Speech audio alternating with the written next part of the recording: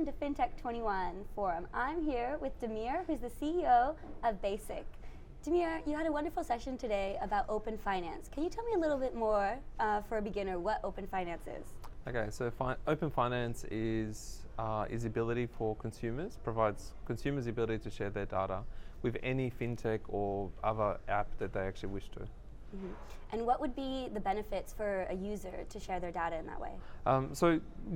We've always had the concept of sharing data, particularly financial data. If you think about every time you apply for a loan, every time you went for a rental application, there's always been this kind of exchange of data. And even in the past, traditionally, when people have done their budgeting, they've always kind of taken that data and put into an Excel spreadsheet and so forth. We don't have to do that anymore. We don't have to share those physical documents or papers. Now we have APIs. So every single bank now has an API that enables a consumer to direct that bank to share the data with any fintech app out there. Mm-hmm. So what that means is, like, you can say goodbye to Excel spreadsheets and pieces of paper trying to work out your budgets. There's so many different fintech applications in the App Store you can now use, and where you can effectively link your data and share with them. They'll take that data, they'll analyze it, and they'll help you be in control of your finances. And is there any vulnerability for the users, or? Yeah, that's a very good question. So when the open banking protocol was designed within Australia, what they did is they put the user right at the actual center, and they actually implemented another thing on top of open banking called CDR, which is the Consumer Data Rights. Mm-hmm. And it's effectively a framework that puts the consumer in control of their data. And what it does is it acknowledges, one, that the consumer is the owner of the data, and it also has very explicit rules about how the data can and should be managed. So when a consumer goes through the process of sharing their data, one, there's no more of this bearing, information in the T's and C's. It's all front and center.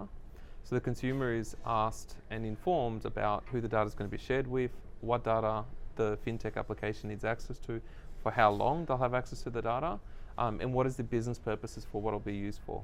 And the consumer is entirely within control any point in time. And even once the consent's granted, they can always go back in and turn it off as well if they don't feel comfortable sharing it anymore. Mm-hmm. And so how does this kind of accelerate the finance sector as a whole?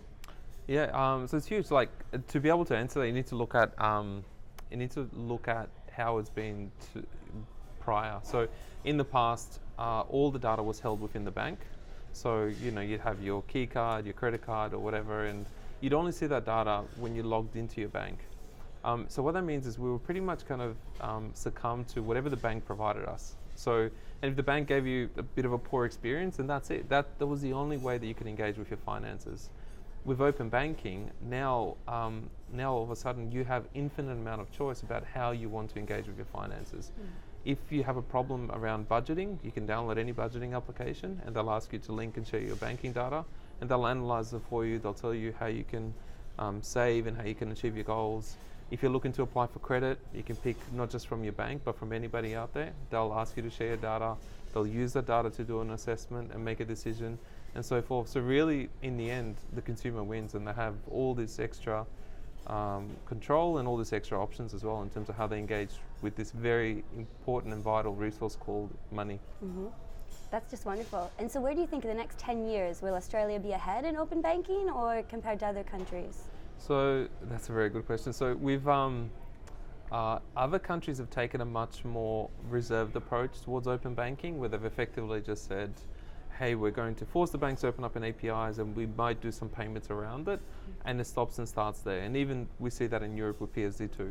Australia's take a very different approach. They've taken a very ambitious approach where they've said, well, if we're going to do it for banking, why don't we do it for all the sectors out there? So, and that's why it's important to note that CDR and open banking are two separate things. CDR effectively is that framework that I mentioned earlier, and open banking is just the first segment that the government's actually rolled this out to. This year, we'll also have API services to access energy data. So what that means is consumers will be able to use any app to share their energy data with them. And then these app developers can use that data to help customers with better buying choices and switch over to providers that might give them better offers and rates. So looking into the future, kind of what that means is that we're going to see a lot more access to different data sources. So we've got superannuation coming up, telco coming up as well. There'll be access to that. And I think the other level of innovation we'll see is a lot of kind of leveraging of not just the independent data sources, but start to merge these things together. So how do I leverage the energy data and the financial data, put them together to maybe help you work out what your impact is towards the environment, and then kind of help you kind of take some of the money and put it towards things that you believe in that'll help kind of improve particular causes. Damir, that is just so interesting, and thank you so much for being here and speaking with us today. Absolute pleasure. Thank you for having me.